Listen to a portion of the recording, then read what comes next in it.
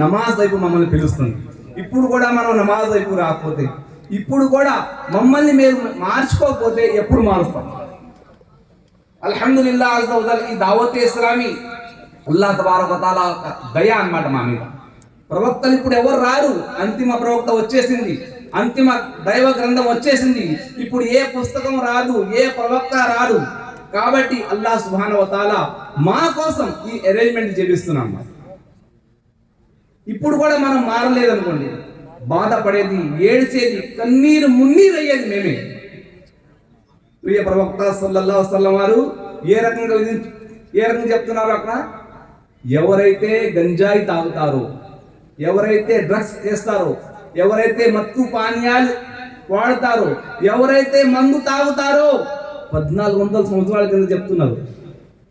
1400 సంవత్సరాల కింద ఏమని రండి ఒక హదీస్ విందాం. ఆ హదీస్ మూలాన ఇన్షా అల్లాహ్ అజ్జ వజల్ మనలో ఒకవేళ ఈ చెడు పనులు ఉంటే ఇన్షా అల్లాహ్ మనం లెగిసే ముందు తోబా చేసిన తర్వాత లెగవాలి ఇన్షా అల్లాహ్. అమీరుల్ ముഅ్మినీన్ హజరత్ సయ్యదునా ఉస్మాన్ గనీ రలియల్లాహు తఆలా అన్హు వారు ఒకరోజు జుమ్మా నమాజ్లో ఖుత్బా ఇస్తున్నారు. ఖుత్బా ఇస్తూ ఆ ఖుత్బాలో చెప్పారు, ప్రవక్త గారు నాకు ఒక సంఘటన చెప్పారు, దాని గురించి నేను మీకు జుమ్మా నమాజ్లో చెప్తున్నాను, వినండి. ఏం చెప్పారు ప్రవక్త గారు? మీరు చెడు పనుల తల్లి నుండి దూరంగా ఉండన్నారు. అల్లాహ్, చెడు పనుల తల్లి అంటే ఏంటి అని అడిగారు. రండి నేను ఒక స్టోరీ చెప్తాను, మీకు ఒక కథ చెప్తాను, దాని మూలాన మిమ్మల్ని మీరు మార్చుకోవడానికి ప్రయత్నించండి. ఎందుకంటే మీకన్నా ముందు ఒక వ్యక్తి ఉండేవాడు. 1400 సంవత్సరాల కింద ఆయన చెప్తున్నారు, దానికన్నా ముందు అన్నమాట ఒక వ్యక్తి ఉండేవాడు. ఎలా ఉండేవాడు? మనుషుల నుండి దూరంగా ఉండేవాడు, అల్లాహ్ యొక్క ప్రార్థనలో ఉండేవాడు. ఒక ఆడది ఆమె వైపు, అతని వైపు మొగ్గు చూపింది అన్నమాట. ఆమె ఎలాగో అలా చేసి అతని ఇంటికి రప్పించింది. పని మనిషిని పిలిపించి ఒక సాక్ష్యం చెప్పాలి, ఆ సాక్ష్యం కోసం మీరు రావాలని చెప్పి పిలిపించుకొచ్చింది. రావడానికైతే వచ్చేసారు.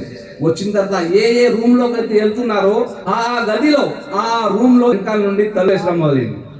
తలుపు వేయడం మొదలైంది. లోపలికి వెళ్ళిన తర్వాత ఏం చూస్తున్నారు? ఒక అందమైన అమ్మాయి కళ్ళ ముందు ఆగి ఉంది. చూడంగానే ఒకేసారి కళ్ళు దించుకున్నారు. కళ్ళు దించుకుంటే అప్పుడు చెప్పింది, నేను మీకోసం ఎటువంటి సాక్ష్యం కోసం పిలవలేదు, మీరు నాతో చెడు పని చేయాలి. అల్లాహు, మీరు నాతో వ్యభిచారం చేయాలి. ఈ చెడు పని చేస్తేనే మీరు బయటకు వెళ్ళగలరు. ఒకవేళ మీరు చెడు పని చేయకపోతే నేను గోల చేస్తాను, నేను జనాన్ని పిలుస్తాను, నా చేయి పెట్టుకున్నాడని చెప్పి జనాన్ని పిలుస్తాను. నేను ఈ పని చేయను, మొక్కుకుంటాడు. మొక్కుకున్న తర్వాత కూడా ఆయన వదలదు. ఏం చెప్పింది? అక్కడ చిన్న పిల్లోడు ఉంటాడు, చిన్న పిల్లోడు, ఏం తెలియని చిన్న పిల్లోడు అన్నమాట. నువ్వు ఈ చెడు పని చేయకపోతే ఈ పిల్లోడిని చంపేయండి. అస్తగ్ఫిరుల్లాహ్, పిల్లోడిని చంపడం, అది చిన్న పిల్లోడిని, ఎందుకు? ఏం తప్పు చేయలేదు కదా, ఎందుకు చంపడు? చంపుతావా లేదా చెడు పని చేస్తావా? నేను చెడు పని కూడా చేయను, ఆ పిల్లవాడిని కూడా చంపనండి. అప్పుడు ఏమంటది? ఒక మందు బాటిల్, ఒక డ్రగ్స్ లాంటిది, ఒక మత్తు పానీయం, ఒక తాగేది ద్రవం లాంటిది ఇచ్చి, ఇస్లాంలో మందు తాగడం హరాం ఎందుకైతే అనేది ఇప్పుడు దీని ద్వారా మీకు అర్థమైంది. నేను ఈ చెడు పని చేయను, ఆ చిన్న పిల్లవాడిని నేను చంపను, కనీసం ఈ ఒక్క పని చేస్తాను. ఏంటది? నేను మందు తాగుతాను, తర్వాత ఈ 2 పనులు చేయను. ఏదో ఒకటి ఆప్షన్ ఇచ్చింది. చెడు పని చేస్తావా, పిల్లోడిని చంపుతావా, మందు తాగుతావా? అస్తగ్ఫిరుల్లాహ్, చెడు పని చేయను, చిన్న పిల్లోడిని చంపను. చిన్న తప్పే కదా, ఇస్లాంలో హరామే మందు తాగడం, కానీ నేను మందు తాగేస్తాను చెప్పి ఏం చేస్తాడు? మందు తాగేస్తాడు. ఎలాగైతే మందు తాగాడో ఇస్లాంలో అల్హమ్దులిల్లాహ్ మందు హరాం ఎందుకైంది? తాగడం వలన బుద్ధి నశించింది. బుద్ధి నశించగానే మొత్తం తాగేశాడు. తాగంగానే చిన్న పిల్లోడు, నిల్చున్న పిల్లోడిని చంపేశాడు. ఆ చేయరాని పని కూడా, ఆ వ్యభిచారం కూడా చేశాడు. దాని గురించి ప్రవక్త గారు సల్లల్లాహు అలైహి వసల్లం వారు ఏం చెప్తున్నారు వినండి. వేరే మార్గం లేక మందు తాగాడు, అనిపిస్తుంది. కానీ ఆ మందు తాగిన తర్వాత ఆయన చేసే పనులు ఈ రకంగా ఇస్లాం అల్హమ్దులిల్లా మాకు వివరించడం జరుగుతుంది. ఆ మూడు పనులు కూడా చేశాడు. కానీ ముందే ఆ పిల్లోని చంపుంటే అది కూడా హరాం. ఇస్లాంలో వ్యభిచారం చేయడం ఇది కూడా హరాం.